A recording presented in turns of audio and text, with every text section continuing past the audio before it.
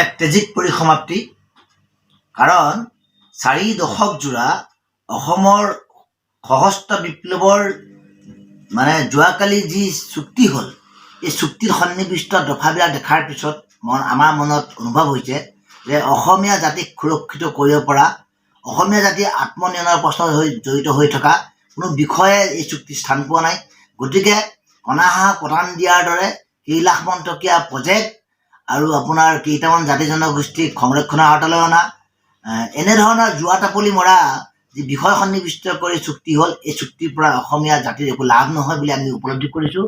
কাৰণ অসমৰ জনসাধাৰণে 4 দশক পুলিচৰ নিৰ্যাতন খালে, সেনাবাহিনীৰ নিৰ্যাতন খালে, হাজাৰ হাজাৰ অসমীয়া ডেকা ল'ৰা শ্বহীদ হ'ল, আলফাৰ হিচাপতে আলফাৰ 10,000তকৈ অধিক সদস্য শ্বহীদ হ'ল, বহু বাই ভনী আপোনাৰ নিৰ্যাতিত হ'ল, ধৰ্ষিত হ'ল, ডেকা ল'ৰা চিৰঘূণীয়া হ'ল। ইমানৰ পিছত মই ভাবোঁ যে এই চুক্তিৰ পৰা অসমীয়া জাতিয়ে আত্মনিয়ন্ত্ৰণৰ প্ৰশ্নত বিশেষ কিবা লাভান্বিত হ'ব একেবাৰে মনে ধৰা নাই। গতিকে এই চুক্তি কেইজনমান আলফা নেতা সংস্থাপিত কৰা চুক্তি, 24 নিৰ্বাচনৰ ওপৰত লক্ষ্য ৰাখি কৰা চুক্তি। এই চুক্তিৰ জৰিয়তে 15 বছৰ আগতেই সশস্ত্ৰ বিদ্ৰোহ পৰিত্যাগ কৰি সাধাৰণ জীৱন যাপন কৰা কেইজনমান মানুহক সংস্থাপিত কৰাৰ বাহিৰে একো লাভ হ'ব বুলি মই ভবা নাই। অন্ততঃ শেহতীয়াভাৱে পৰেশ বৰুৱাই বৰ্তমানো তেখেতলোকৰ স্থিতিত আলফাৰ যি দাবী, সাৰ্বভৌমত্বৰ দাবীত বৰ্তমানো জংঘলৰ পৰা তেখেতে সংগ্ৰামখন অব্যাহত ৰাখিছে। এইসমূহ নেতাই আচলতে ভাৰত চৰকাৰৰ লগত আলোচনা কৰিলে গোটেই আলোচনাটো ফলপ্ৰসূ হ'বনে?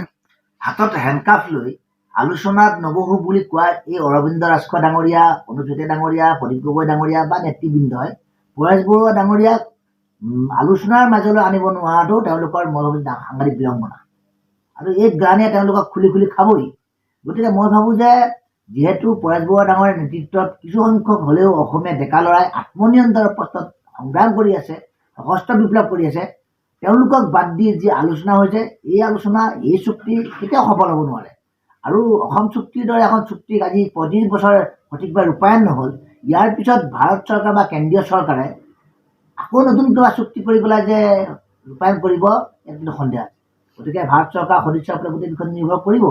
আৰু সেইবাবেই মই ভাবোঁ যে এতিয়া আলফাৰ যিসকল নেতৃবৃন্দই চুক্তি কৰিলে, চুক্তি কৰি অহাৰ পিছত এটা কথা অসমৰ ৰাইজক ক'ব লাগে, যোৱা দশক 4টা দশকত আলফাৰ জন্মৰ পৰা আজিলৈকে কিমান কোটি কোটি টকা তেওঁলোকে সংগ্ৰহ কৰিলে, ক'ত খৰচ কৰিলে, কিমান অস্ত্ৰ শস্ত্ৰ তেওঁলোকে ক্ৰয় কিনিছিলে, ক'ত ক্ৰয় কৰিছিলে, ক'ত তেওঁলোকে ব্যৱহাৰ কৰিছিলে, আৰু এতিয়া কিমান অস্ত্ৰ শস্ত্ৰ চৰকাৰৰ হাতত জমা দিব বা জমা দিবলগীয়া আছে, গোটেই তথ্যটো অসমৰ জনসাধাৰণক জনাব লাগিব।